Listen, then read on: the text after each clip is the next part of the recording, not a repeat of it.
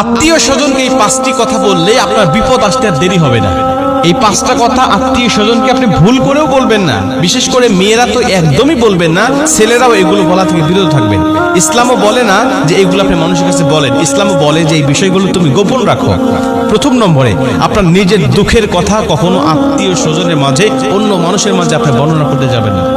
কারণ আপনার দুঃখের কথা যদি অন্য মানুষের কাছে প্রকাশ হয়ে যায়, আপনার কি দুর্বলতা, আপনার কি অভাব, আপনার অভাবের কথা, আপনার দারিদ্র্যের কথা, আপনার দুঃখের কথা যদি মানুষের কাছে প্রকাশ হয়ে যায়, এই মানুষ এই সমাজে আপনাকে 4 আনার মূল্যায়ন দিবেন না। এমনকি আপনাকে কোনো অনুষ্ঠানের দাওয়াত পর্যন্ত তারা দিবে না। কারণ জানে যে আপনি অভাবী, আপনি দারিদ্র, আপনি গরিব, আপনি দুঃখের মধ্যে আছেন, আপনাকে তারা কোনোভাবেই সম্মান দিবে না। 2 নম্বরে, আপনার সুখের কথাও মানুষকে বলতে যাবেন না। মানুষ বড় অদ্ভুত, মানুষের দুঃখ সহ্য করতে পারে না, দুঃখের সময়ও তার পাশে থাকে না, এমনকি সুখও সহ্য করতে পারে না। সুখ দেখলে মানুষের হিংসা হয়। মানুষের চরিত্র বড় অদ্ভুত চরিত্র, এগুলো আপনি মানুষের কাছে বলতে যাবেন না যে আমার জীবনে এত সুখ বা আমার জীবনে এত দুঃখ, এত অভাব, এগুলো মানুষের কাছে বলতে যাবেন না। যদি বলতেই হয়, একমাত্র রবের কাছে বলবেন, ওই রব আপনার দুঃখ দুর্দশা দূর করে দিবে। আর সুখের কথা বলতে যাবেন, সুখ মানুষের সহ্য হবে না। মানুষ আপনাকে চোখ দিবে, মানুষ আপনাকে নজর দিবে, আর নজর কিন্তু সত্য। 3 নম্বরে, আপনার বেতন, আপনার ইনকাম, আপনার স্যালারি, আপনার কত উপার্জন মাসিকভাবে হয়, প্রত্যেকটা মাসে আপনি কত উপার্জন করেন, আপনি ব্যবসার মাধ্যমে কত টাকা আপনি ইনকাম করেন, আপনার চাকরির মাধ্যমে কত টাকা বেতন পান, কত টাকা স্যালারি পান, এটা আপনি মানুষকে বলতে যাবেন না। এটা আপনি অ্যাটলিস্ট মানুষকে হিসাব দিতে যাবেন না। এটা আপনার নিজের মধ্যে রেখে দিবেন। ইসলাম বলে না যে এটা তুমি মানুষের মধ্যে প্রকাশ করে দাও। ইসলাম বলে হ্যাঁ, তুমি এটা গোপন রেখে দাও। 4 নম্বরে, আপনার ভবিষ্যৎ পরিকল্পনাগুলো মানুষের মাঝে বলতে যাবেন না। যদি একনিষ্ঠভাবে কোনো বুদ্ধিদাতা সে আপনাকে বুদ্ধি দিবে বা পরামর্শ দিবে, এমন ব্যক্তির কাছে যদি বুদ্ধি পাওয়ার আশায় যদি আপনি তাকে বলেন, বা একদম আপনার নিকটস্থ, ঘনিষ্ঠ এবং বিশ্বস্ত, তাহলে আপনি তাকে বলতে পারেন। কিন্তু সবার কাছে ভবিষ্যৎ পরিকল্পনাগুলো বলতে যায় না।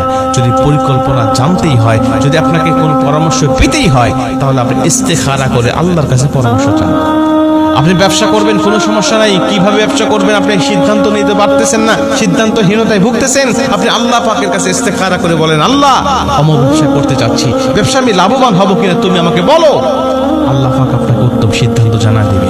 অমুক চাকরির অফার আসছে, এই চাকরিটা আমি করবো কিনা আল্লাহ তুমি বলো। আল্লাহ আপনাকে জানা দিবে। অমুক মেয়ের সাথে, অমুক ছেলের সাথে বিবাহ ঠিক হয়েছে, সে আমার লাইফ পার্টনার হিসাবে আমার জীবনের জন্য সুখময়, শান্তিময় হবে কিনা আল্লাহ তুমি সিদ্ধান্ত দাও। আল্লাহ স্বয়ং নিজে আপনাকে সিদ্ধান্ত দিবে। তো যেখানে আল্লাহর কাছ থেকে সঠিক সিদ্ধান্ত পাওয়া যায়, তাহলে সেই সিদ্ধান্ত আমি মানুষের কাছ থেকে নিতে যাব কেন? আমার ভবিষ্যৎ পরিকল্পনার কথা কেন আমি মানুষকে বলতে যাব? আমি আল্লাহর কাছে বলবো। আমার ভবিষ্যৎ পরিকল্পনার মধ্যে যদি কোনো ত্রুটি থাকে, আল্লাহ আমাকে জানা দিবে, বান্দা না ওখানে যাও না, ওখানে গেলে তোমার সমস্যা হবে। আমি ওই সিদ্ধান্ত গ্রহণ করে যদি সেখান থেকে বিরত থাকতে পারি, আমার জীবনটা অবশ্যই সুখময় আর শান্তিময় হবে। এই জন্য পরামর্শ নিতে হলে আল্লাহ পাকের কাছ থেকে আমরা পরামর্শ নিব। 5 নম্বরে, স্বামী স্ত্রীর গোপন কথা, স্বামী স্ত্রীর ঘরের কথা, এটা বাহিরে কখনো প্রকাশ করবেন না। মনে রাখবেন, একটা সংসার সুখের থাকে ততক্ষণ, এই সংসারের কথা 3য় কানে যায় না যতক্ষণ। একটা সুখের সংসার ধ্বংস হয়ে যায় তখন, এই সুখের সংসারের কথাগুলো 3য় ব্যক্তির কানে যায় যখন। এগুলো আপনার সমস্যা সংসারের মধ্যে থাকবে। সংসার করতে গেলে অনেক সমস্যা, মন মালিন্য, রাগারাগি, অনেক তর্কাতর্কি হবে। এগুলো মানুষের মাঝে প্রকাশ করতে যায় না। ও মানুষ আপনার সংসারটাকে আর শান্তিময় করবে না। শান্তিময় সংসারটাকে কিভাবে অশান্তময় করা যায়, এই পরিকল্পনায় মানুষ ব্যস্ত থাকে।